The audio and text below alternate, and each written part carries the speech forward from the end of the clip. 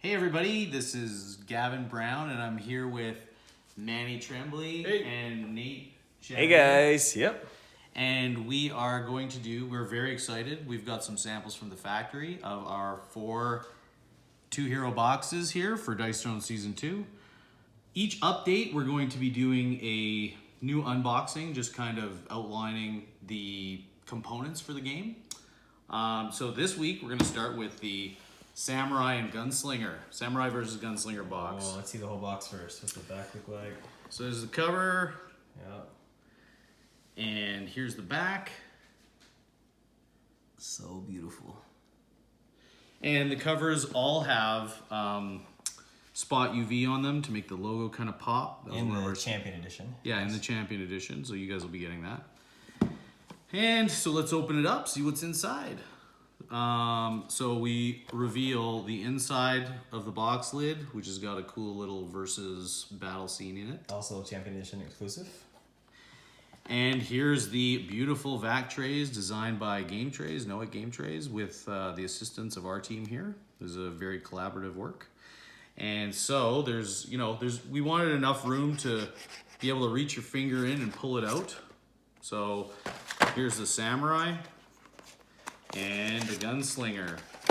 So what we've wanted, what our design objective was for these was to create, when you have all the characters laid out on your table, it creates a sort of character select screen like you'd see in a fighting video game. And so I'll show you here. Here's the inside of the box. It comes with a rule book. It comes with a tile sheet that we've already punched.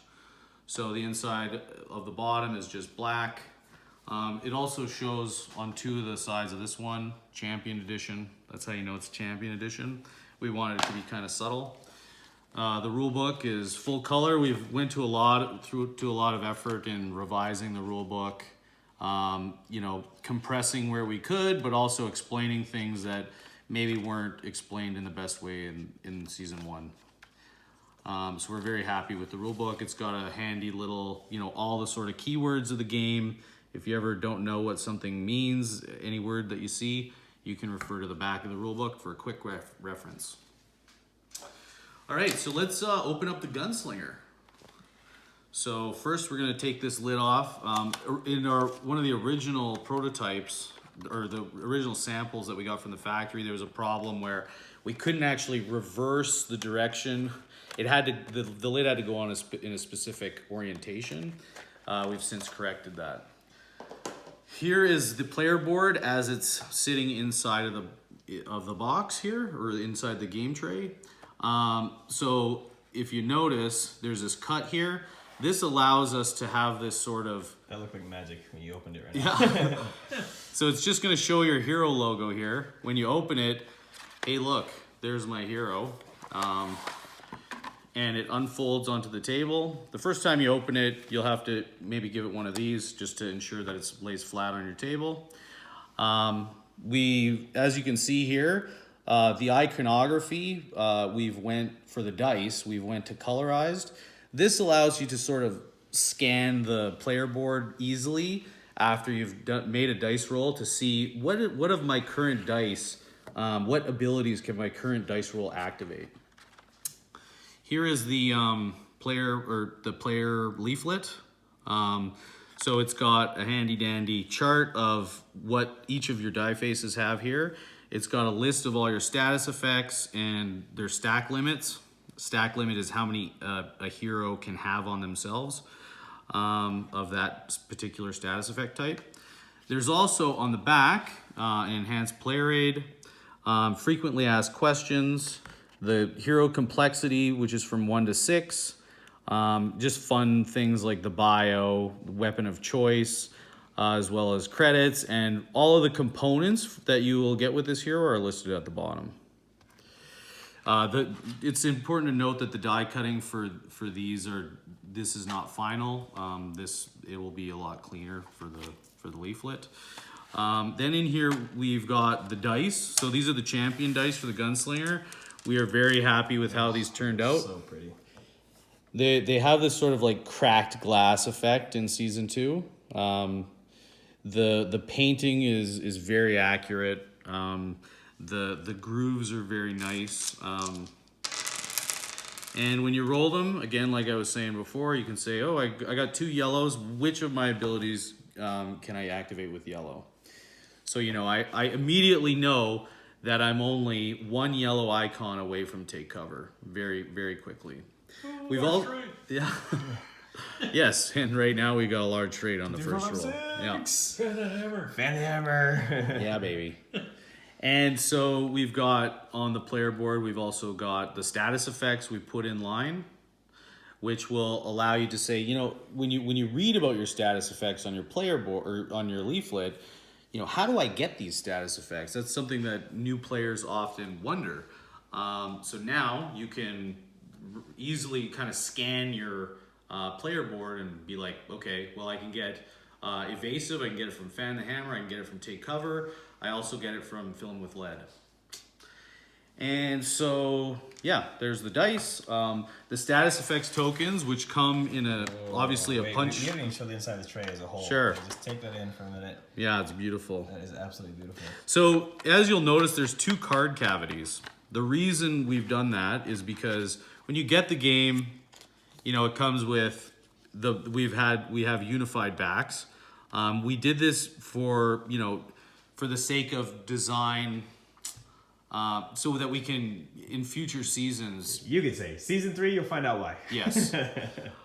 Which was, I remember us having this discussion. Should we have the character on the back or should we have a unified back? It gives us more design space to have a unified back. Yeah.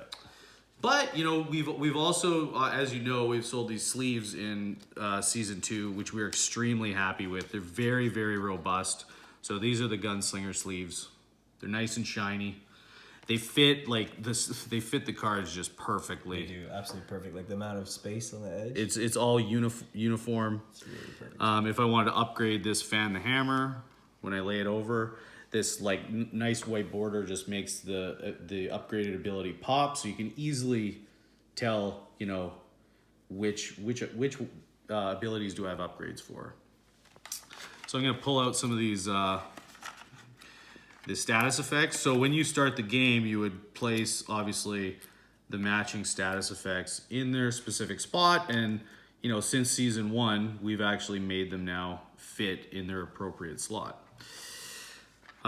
There's spaces, so underneath this, where the cards go, and sorry, getting back to the reasoning behind the 2 card cavities. If you sleeve them, you can fit up to 50 cards between fully sleeved in 2 cavities. If you have them unsleeved, they would all fit into 1 cavity. So it was really important to us, obviously, since we're manufacturing sleeves.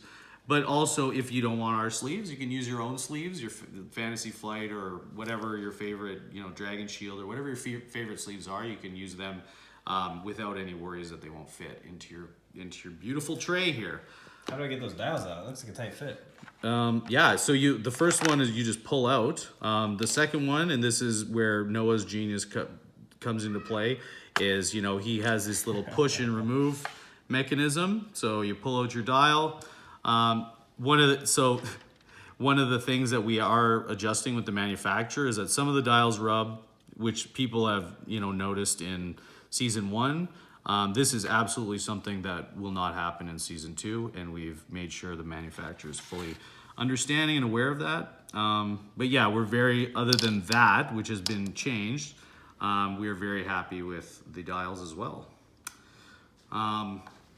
So yeah, let's get on to the samurai here. Let's just go real quick through this one. Sure. So samurai,